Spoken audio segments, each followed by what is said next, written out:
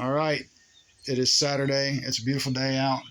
The girls here got the spa treatment today, didn't you, girl? Did you do good on it? Yeah. Oh, midnight too? Okay. All right. The girls got the spa treatment today. I brushed them and cleaned them up. Look how sparkly and shiny they are. What do you think, girls? Yeah? You looking good today? Look at those pretty eyes glowing in the light. But anyways, we got the truck cleaned up. The trailer's cleaned up. It's a little hard to see off the back porch here, but we just figured we'd do a little cleaning today. Midnight and I are going to go to the Slice of Summer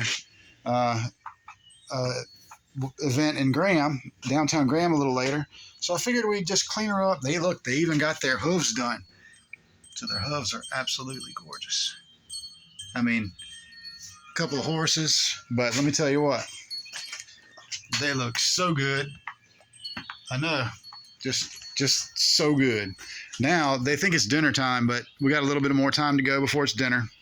So, but we hope you guys are having a good day, and we hope you can enjoy the weekend. Yep, I know. We're gonna go in a little while. Well, I got to get going, guys. Catch you later.